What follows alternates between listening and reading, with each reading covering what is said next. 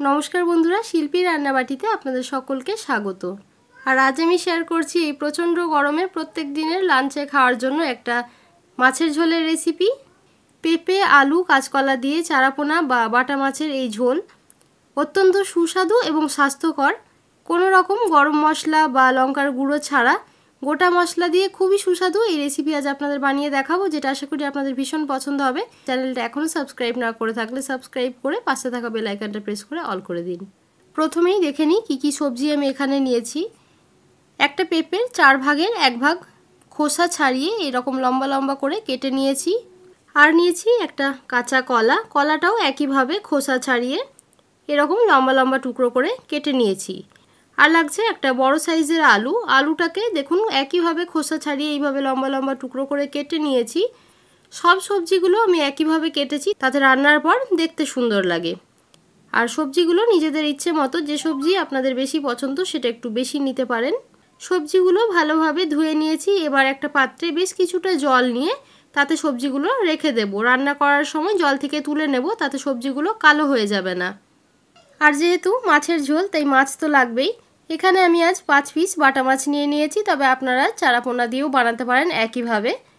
মাছটাকে ভালোভাবে ধুয়ে পরিষ্কার করে তাতে সামান্য পরিমাণ লবণ আর হলুদ গুঁড়ো মাখিয়ে নিয়েছি। এবার মাছটাকে আমরা ভেজে নেব। এবার বেশ কিছুটা সরষের তেল আমি কড়াইতে গরম করে নিয়েছি, পরিমাণ মতো মাছ ভাজার জন্য যেরকম তেল আমরা নিয়ে থাকি।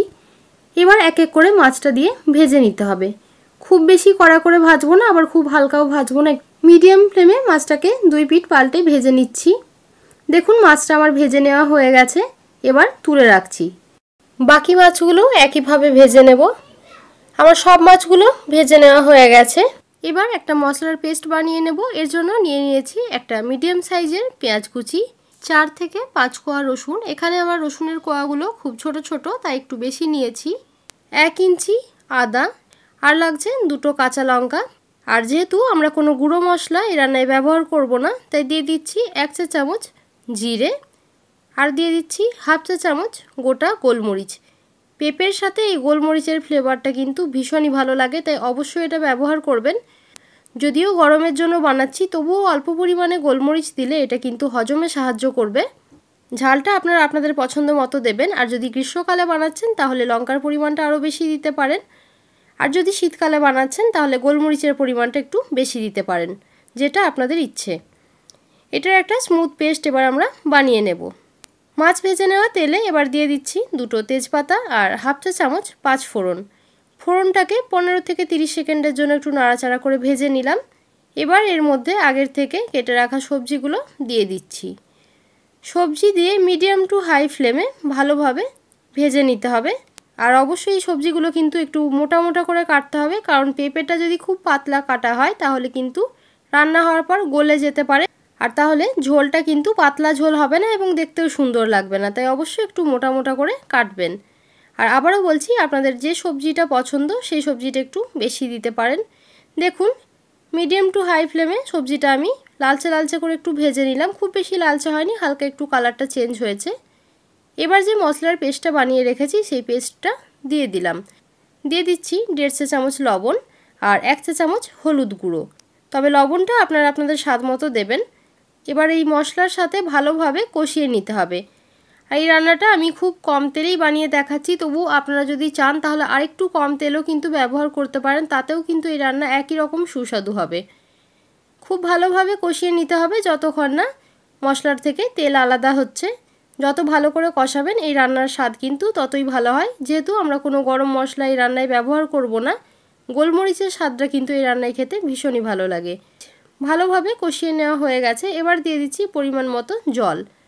যেহেতু স্বাস্থ্যকরভাবে বানাচ্ছেন তাই অবশ্যই এই রান্নায় কিন্তু গরম জল ব্যবহার করবেন, তাতে রান্নাটা বেশি স্বাস্থ্যকর হবে। ভালোভাবে একটু মিশিয়ে নিচ্ছি। আর এই ধরনের আরও অনেক রেসিপি, চারাপোনা বা বাটা মাছের রেসিপি চ্যানেলে রয়েছে, যেগুলো আপনারা ভীষণই পছন্দ করেছেন। আর এখনও যদি না দেখে থাকেন অবশ্যই দেখে নিতে পারেন। লিংক আমি আই বাটনে আর ডিসক্রিপশন বক্সে দিয়ে দেব। ভালোভাবে মিশিয়ে নিলাম। এবার লো ফ্লেমে ঢাকা দিয়ে সবজিটা সেদ্ধ করে নিতে হবে। সবজি সেদ্ধ হতে সময় কম বা বেশি লাগতে পারে, কারণ সেটা সবজির ওপর বা জলের ওপরও নির্ভর করে। আমার 7 থেকে 8 মিনিট হয়ে গেছে আর সবজিগুলো কিন্তু খুব ভালোভাবে সেদ্ধ হয়ে গেছে। আর আপনারা যদি দেখেন যে সেদ্ধ হয়নি তাহলে আবারও ভালোভাবে একটু ঢাকা দিয়ে লো ফ্লেমে সেদ্ধ করে নেবেন। আলুটা দেখুন কেটে যাচ্ছে, সব কিছু সেদ্ধ হয়ে গেছে। এবার আগের থেকে ভেজে রাখা মাছগুলো এর মধ্যে দিয়ে দিচ্ছি, ভালোভাবে একটু মিশিয়ে নিচ্ছি। আর আবারও বলছি, যেহেতু এটা পেঁপে দিয়ে মাছের ঝোল, তাই পেঁপে আলু এগুলো তো নরম রয়েইছে, তাই মাছটাকে আর খুব নরম করার প্রয়োজন নেই। ঢাকা দিয়ে 2 মিনিট রান্না করে নিলেই হবে, খুব বেশি সময়ের জন্য কিন্তু রান্না করবেন না। ঢাকা দিয়ে মিডিয়াম ফ্লেমে 2 মিনিটের জন্য একটু রান্না করে নেব। আর এই রান্নায় কোনো রকম গরম মশলা বা ধনেপাতা ব্যবহার করব না। আর আমি এখানে লঙ্কার গুঁড়ো ব্যবহার করিনি, তবে আপনারা যদি একটু সুন্দর রং চান সেক্ষেত্রে অল্প পরিমাণে লঙ্কার গুঁড়ো বা কাশ্মীরি লঙ্কার গুঁড়ো কিন্তু দিতে পারেন, অবশ্যই মশলা কষানোর সময়।